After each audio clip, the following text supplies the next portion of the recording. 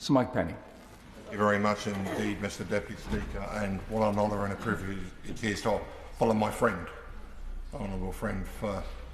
We talked on the phone in the last couple of days, and I agree completely with everything she has said, and most importantly with what she said. And I know, like me, the honourable lady is a deeply religious lady. Mum and Dad will be so proud. They are looking down on her now, and they are chuffed. And I would be very chuffed if I was them as well. No one could understand the loss she has in losing her mum and dad. But what a project that she has left, they have left for us. I declare an interest. I am a patron of the Hertfordshire Advisory Council, or Hard of Hearing Council, sorry, and the massive work that they do in my own part of the world. And when I was a joint signatory to this bill, Mr Speaker, I thought back to when I was the Disabilities Minister, as the Honourable Lady alluded to when she was there, and I paid tribute to the Minister, because the right round letter that she sent out to us is everything I was trying to do when I was at that department, and I can only imagine the difficulty that she has had with the right round, which means that we have to write to every department and they all put their thoughts and bits back in, and they all come back and say this is going to cost loads of money and this is going to do this and this is going to do that. The difficulty with getting it through DWP, and I understand where ministers will be concerned in DWP in particular, but actually to get to this position where I know she's going to support the bill, because we've all had letters from her, is a massive move forward for this House and for this country, and for people that use BSL now and in the future. Because I think what this bill is going to do, and what was attempted in 2003, and I played tribute to Our Lady when it was brought through, is to actually open the public's awareness to the needs of people, not just deaf, but people that have learning difficulties, as my honourable friend, my right honourable friend alluded to a moment ago, but actually to break out that capability, those skills, those frustrations of people that want to be heard in a language which is their first language. And for so many people around the country, they wouldn't understand that it was their first language. Someone said to me, "Why are you supporting the bill? Surely they call lip read." Well, that is naivety, but when I explained it to them, they were perfectly understanding. And of course, lip reading does play a part. Technology is playing a part and will continue to play a part in the different departments as we try and develop the government's approach and the country's approach to BSL. It's also massively important, I think, for the younger generation that get this much better, I think, than the older generation. The young children in Liverpool that my honourable friend was alluding to, they get this.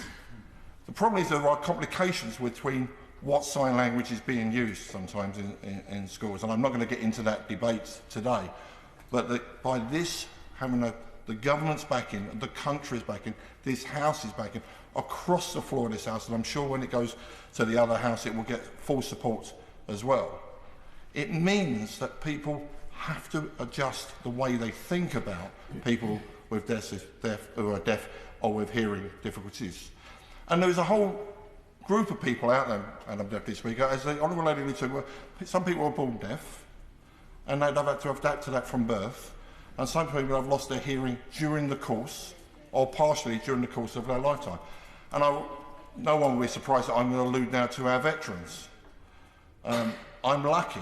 My hearing is impaired because I didn't wear hearing protection when I was in the armed forces, because frankly no one did, because we was all macho and no one ever thought about it in those days.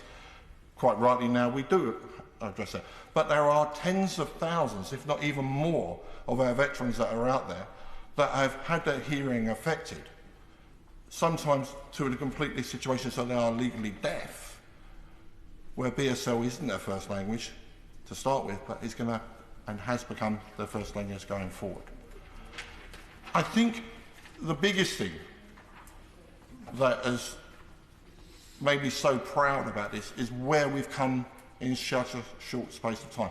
A long space of time between 2003 and before that till now, but between publishing, well, the bill's only just been published, but when we actually announced what the honourable friend was going to do to where we are now, I, like her, like a few other people in this House, are quite shocked because government grinds on and on.